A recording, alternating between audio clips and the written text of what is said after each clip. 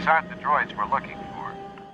Welcome back to Propology 101. And today, I was thinking about starting a new series, and that is covering the 3 large blaster rifles that we see carried by the Sand Troopers in A New Hope.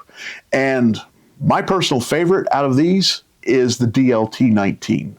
Now, the DLT-19 is very first seen in the scene where you see the Stormtroopers look, sir, droids. You'll see walking on the dune behind those 2 guys, a Stormtrooper carrying the DLT-19. You'll also see the DLT-19 in a Stormtrooper's hands on the Millennium Falcon as they're walking through and says, there's nobody here. Then your TK-421 guy, there's a rack of 4 of them right next to where that window is. And then finally, and the most predominant use of the DLT-19 is Chewie. Han carries the DLT-19 all the way up to the cell block, and then when the shooting starts, he hands it to Chewie. And then Chewie keeps it all the way until they load up on the Millennium Falcon and get out of there. So the DLT-19 is based on a real live firearm. It's a gun from World War II. It's the MG-34, a medium machine gun developed by the Germans prior to World War II and saw service all the way until the end of the war. It's a belt-fed machine gun, meaning it has a belt, and that's how the ammunition gets there. Some of them are drum-fed, but they're not drums like most of us are used to. Basically, they have a drum, and you feed a belt down into the drum, load the gun, and then stick the drum onto the side of the gun. So it's still belt-fed, but they have a drum that holds the rounds. Now, the one in Star Wars, the ones used in Star Wars, I believe, except for maybe the Tunisia shoot, are real full-on MG-34s, especially the ones on the Death Star. The one in Tunisia, I don't know, because there's never been close enough footage, or even, we don't have something like the Sandcast E11s. There had to have been something done to it to make it not a firearm anymore, but we don't know what it is. Odds are it was a real one. It was just maybe had a big block of steel welded in the receiver or something like that.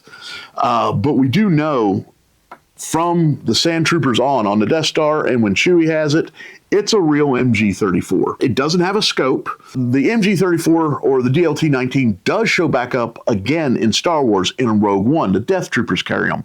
And the ones the Death Troopers carry have more Greeblies and a bunch of other stuff on them.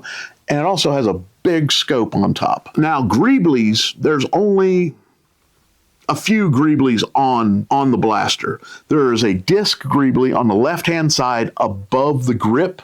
It's a round disc Greebly, and I've looked to see if I could identify that part. Possibly, I was thinking it might be something from the Mitchell transcription machine, and it still actually might be from the Mitchell transcription machine. That's kind of where my head goes on certain things like this, but I haven't been able to match that part. Now, I did say it was a belt-fed machine gun, and there is a thing called the feed tray. The feed tray lines everything up and gets it in the right position. They removed the feed tray off the blaster and took a piece of wood and hammered or shaped sheet metal around that and stuffed that in the hole.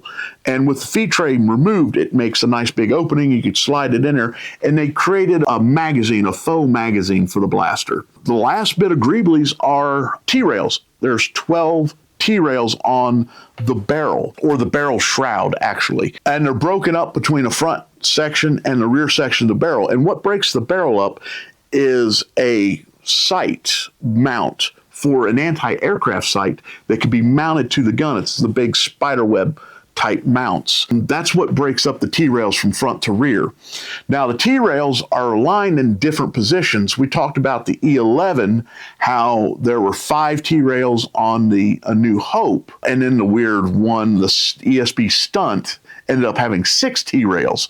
It had one more T-rail where there weren't any on any other E11s. Well, on this one, the rear barrel section and the front barrel sections have a different layout of the T-rails.